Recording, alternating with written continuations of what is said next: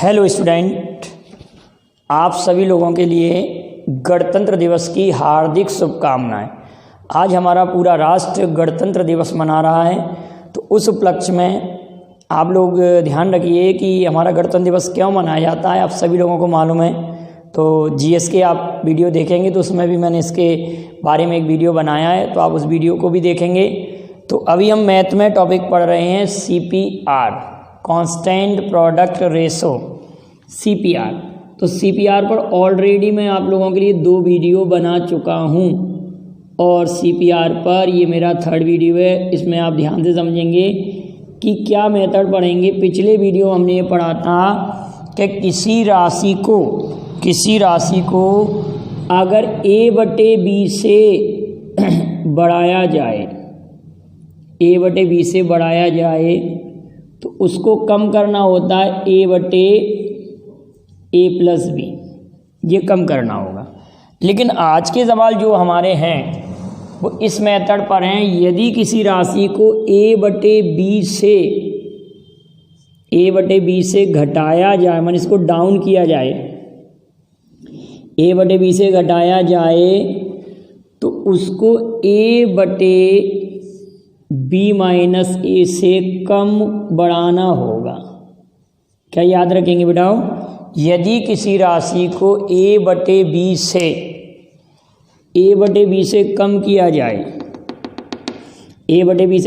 जाए, तो उसको A/B-A से बढ़ाना होगा। इतना आप बिल्कुल याद रखेंगे। इस कॉन्सेप्ट को बिल्कुल याद कर लिया आप लोगों ने। मतलब ये वाला मान घटेगा, तो कहने का अर्थ अगर मैं आपसे ये कहता, अगर किसी मान को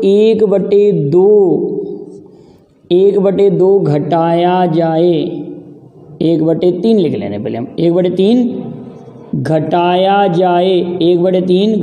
जाए तो उसको कितना बढ़ाएंगे बेटाओ?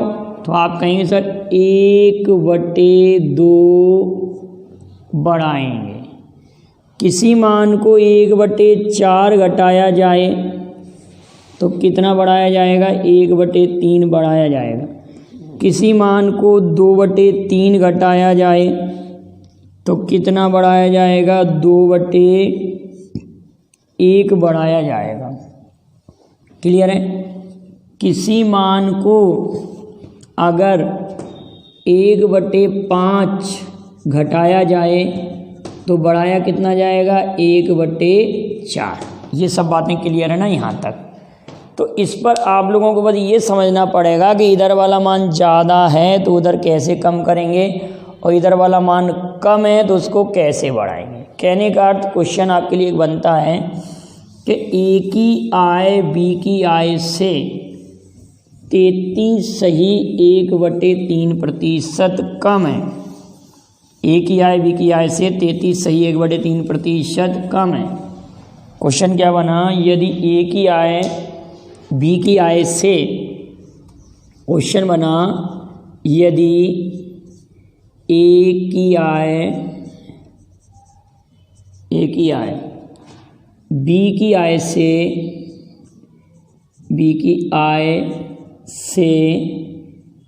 33 सही 1/3% कम है। A की आय B की आय से 33 सही 1/3% कम है, तो B की आय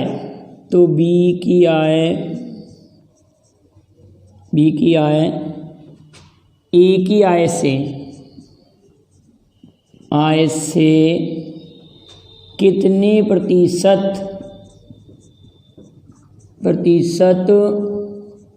ज़्यादा होगी। अगर ऐसा कोई भी प्रश्न आ जाए कि इधर राशि को कम बताएं और उधर ज़्यादा बताना हो, इधर कम है तो उधर हमको अगर राशि को ज़्यादा बताना है, तो पहले तो ये जान लें कि ये परसेंट 33 सही 1/3% जो लिखा है ना बेटाओ, उस 33 सही 1/3% का मीन क्या है? तो आप कहेंगे सर ये 33 का मतलब है 1/3। 33 सही 1/3% का मतलब है 1/3। इधर कितना कम है? 33 सही 1/3% कम है ना, तो उधर कितना ज़्यादा होगा? इधर कितना कम है? 33 सही 1/3% कम है। इधर कितना कम है? 33 सही 1/3% कम है, 1/3% ये कम है, मतलब 1/3 कम है, 1/3 कम है, तो उधर ज़्यादा होगा। इधर 33 सही 1/3% कम है, मतलब 1/3 कम है, तो उधर ज़्यादा कितना होगा? 1/2 दोनों का अंतर 2, दोनों का अंतर 2, वो ज़्यादा हो जाएगा। तो कितना परसेंट ज़्यादा हो जाएगा? 1/2 × 100 मतलब 50% ज़्यादा होगा। ए की आय बी की आय से 33 सही 1/3% कम है, तो बी की आय ए की आय से ज़्यादा होगी बराबर 50%। अगर ये क्वेश्चन ऐसे आया, यदि शक्कर के दाम में, शक्कर के दाम में, मूल्य में, प्राइस में 12.5% की कमी हो गई है, कमी हो गई है, तो उसकी खपत कितने प्रतिशत बढ़ाएं कि खर्चा अपरिवर्तित रहे,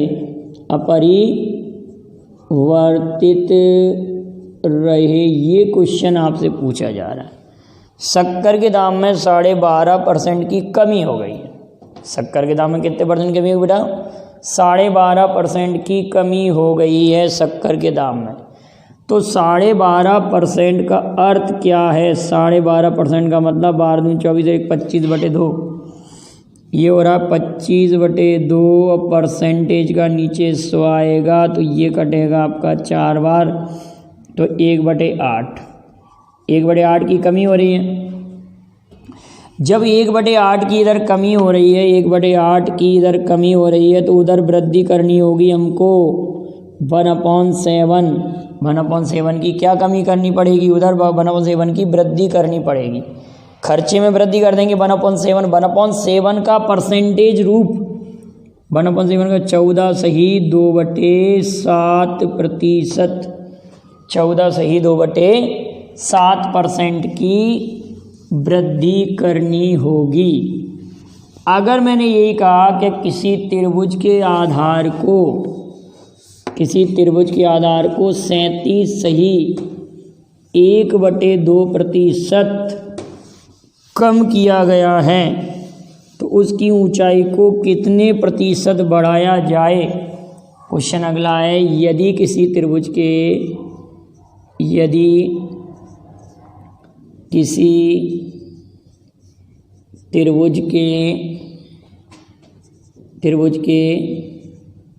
आधार को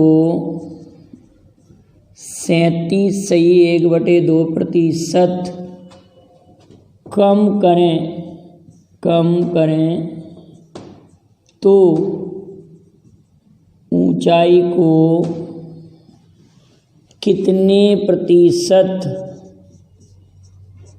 कितने प्रतिशत बढ़ाया जाए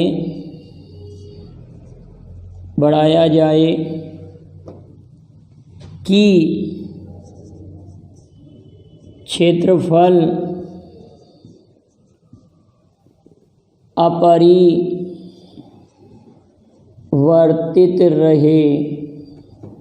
क्षेत्रफल अपरिवर्तित रहे। क्वेश्चन क्या कह रहा है कि किसी त्रिभुज के आधार को 37 सही 1/2% कम कर रहे हैं। आधार को हम 37 सही 1/2% कम कर रहे हैं। 37 सही 1/2% कम कर रहे हैं, तो 37 दूनी 74 और 1 75। 75/2 लिखा और परसेंटेज का नीचे 100 लिखा। वैसे तो आपको याद है ये 3/4, तो आ रहा है 3/8। हम त्रिभुज के आधार को 3/8 कम कर रहे हैं। हम आधार को 3/8 कम कर रहे हैं। हम ऊंचाई को बढ़ाएंगे कितना? 3 बटे दोनों का जो डिफरेंस है, दोनों का डिफरेंस 8 में से 3 गए तो कितना 5, 3/5 बढ़ाएंगे। अब 3/5 का मतलब कितना होगा, 3/5 गुणित 100, तो ये 20 बार कटेगा बराबर 60%। कितना परसेंट होगा, ऊंचाई को 60% बढ़ाएंगे तब क्षेत्रफल अपरिवर्तित रहेगा। इतनी बात बिल्कुल समझ में आई बेटाओ। अगर हम एक राशि को कम कर रहे हैं तो उसको बढ़ाने का तरीका ये होगा, किसी भी टाइप का सवाल आ जाए। अब जैसे कि अगला क्वेश्चन मैंने आपसे कहा कि किसी व्यक्ति की आय को 14.2/7% कम किया गया है। किसी व्यक्ति की आय को 14.2/7% कम किया गया है। किसी व्यक्ति की आय को किसी व्यक्ति की आय को 14.2/7% कम किया जाए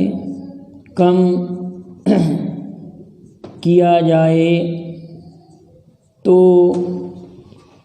उस आय को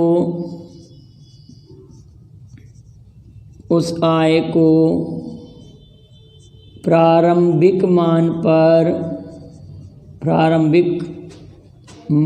पर वापस लाने के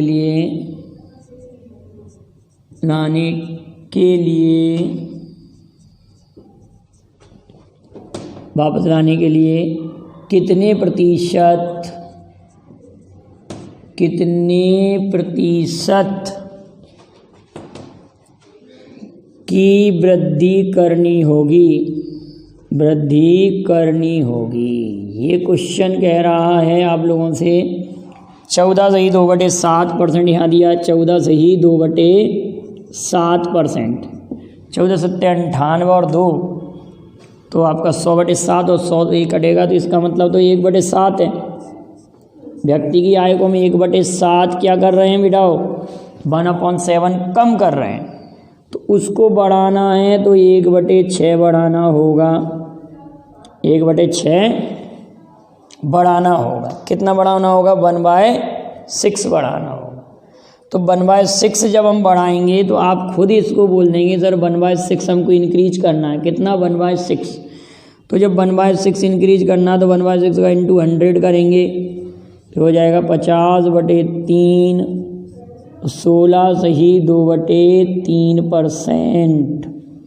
कितना बढ़ाना होगा, 16.2/3% की वृद्धि करनी होगी।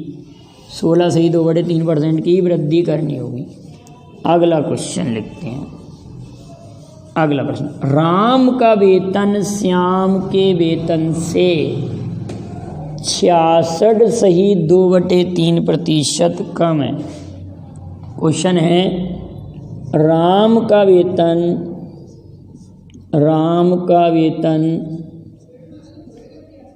श्याम के वेतन से 66.2/3% कम है, तो श्याम का वेतन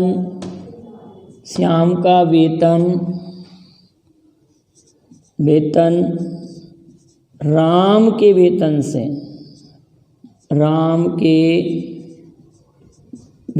से कितने प्रतिशत ज़्यादा होगा, कितने प्रतिशत ज़्यादा होगा। क्लियर बेटाओ। कहने का अर्थ एक बार इधर हम कम कर रहे हैं, कॉन्सेप्ट एक ही लग रहा है, बिल्कुल कॉन्सेप्ट सेम है। तो 66.2/3% का अर्थ तो आप लोगों को मैं पिछले वीडियो में समझा चुका हूँ। तो इसका मतलब होगा बेटाओ 2/3, ठीक है। इधर ये 2/3 कम है तो इधर कितना ज़्यादा होगा, 2/1। दोनों का जो अंतर है वो ज़्यादा होगा, 2/1 ज़्यादा होगा मतलब 200% ज़्यादा होगा, 200% ज़्यादा होगा। अगला क्वेश्चन है कि दो संख्याओं का गुणनफल निश्चित रखने के लिए, दो संख्याओं का गुणनफल निश्चित रखने के लिए एक संख्या को 11 सही 1/9% बढ़ाया गया है, तो दूसरी संख्या को कितने % घटाया जाएगा? दो संख्याओं का गुणनफल निश्चित रहे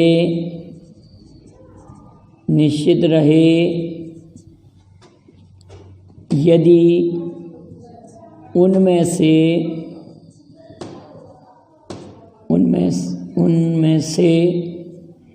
एक संख्या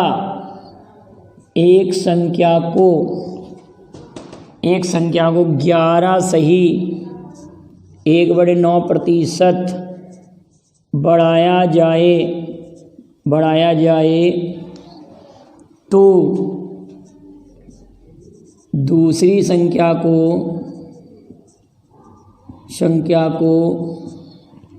यहाँ घटाया जाए वाले सवाल चल रहे हैं, घटाया जाए तो दूसरी संख्या को कितने प्रतिशत बढ़ाना होगा?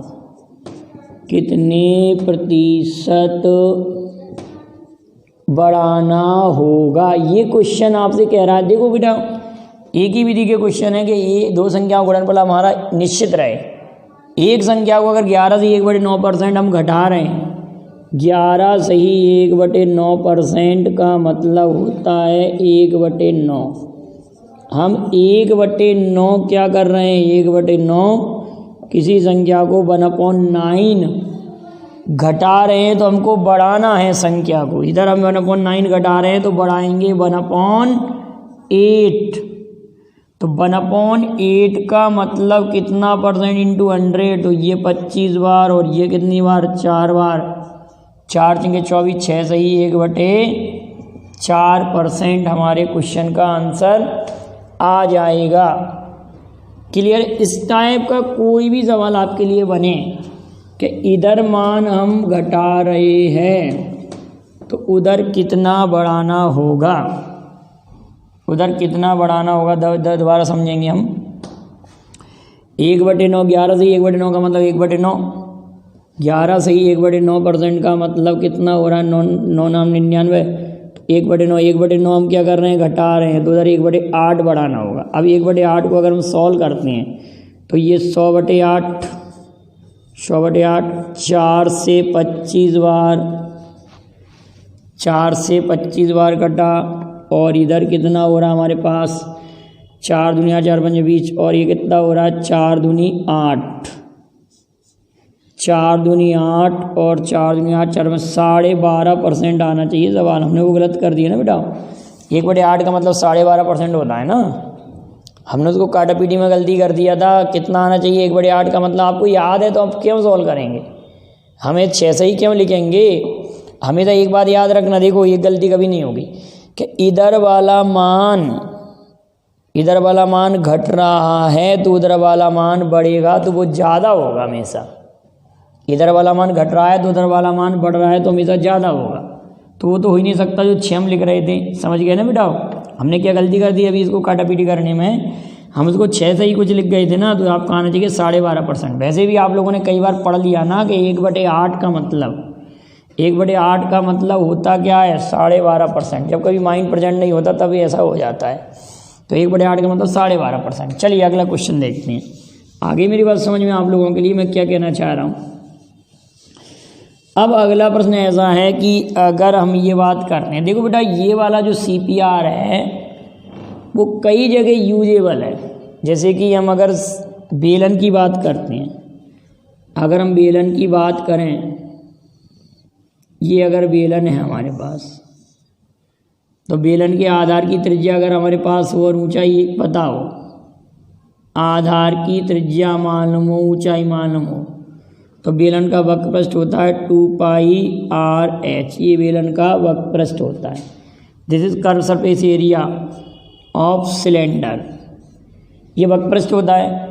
अब यहाँ पर अगर हम वक्रपृष्ठ को कांस्टेंट रखना चाह रहे हैं, हम क्या कर रहे हैं, बेलन के वक्रपृष्ठ को, ये कर्व सरफेस एरिया को कांस्टेंट रखना चाह रहे हैं, और अगर हमने इस त्रिज्या को घटाया तो ऊंचाई को हमको बढ़ाना पड़ेगा। मतलब ये आप अगर कहें कि आयतन वही की वही रहे, अगर हम रेडियस को कम कर रहे हैं, आप खुद सोचिए, अगर रेडियस को कम कर दिया आपने, ये रेडियस कम कर दी तो ऊंचाई बढ़ानी पड़ेगी ना, बेलन को ज़्यादा ऊंचा बनाना पड़ेगा ना, तभी तो इसका आपका कर्व सरफेस एरिया फिक्स रहेगा।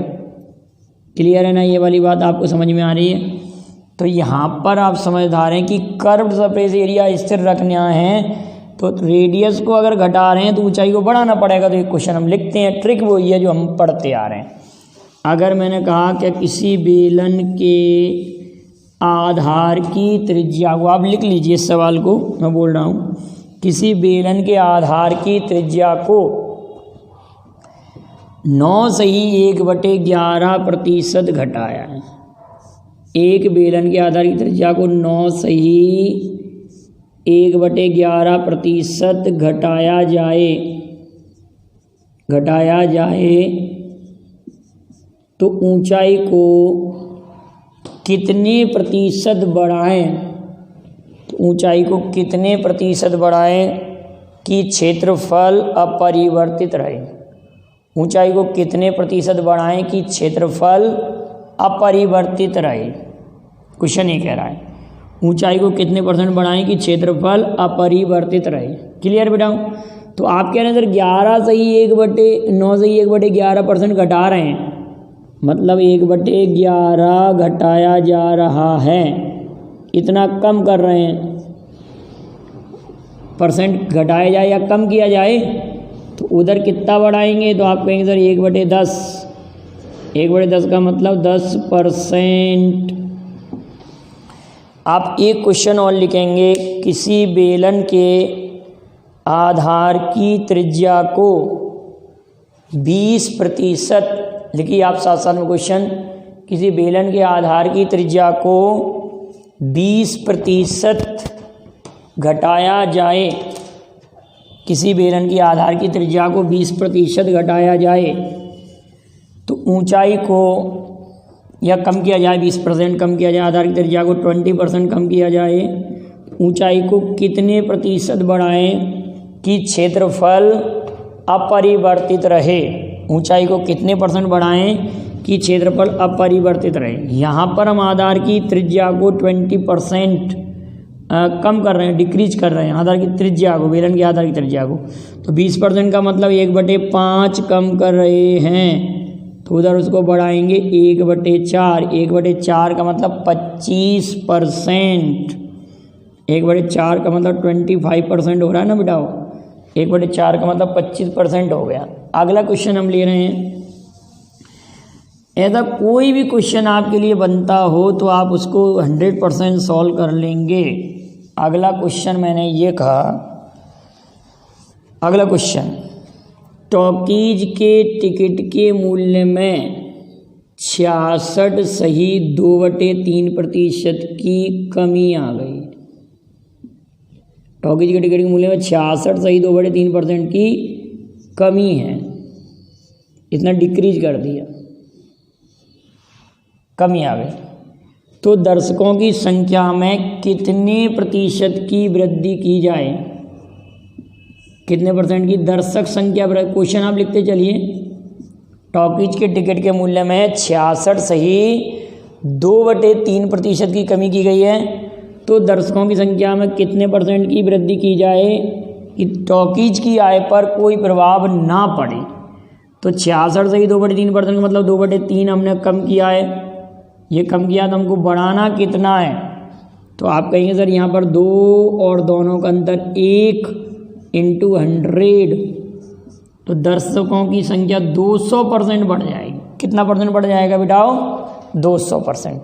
तो आज हमने ये CPR पर इस मेथड के क्वेश्चन किए कि ये A/B से कम हो रहा है, इधर A/B से कम हो रहा है तो इसको A/B बी माइनस ए से इसको बढ़ाना होगा इस मेथड पर।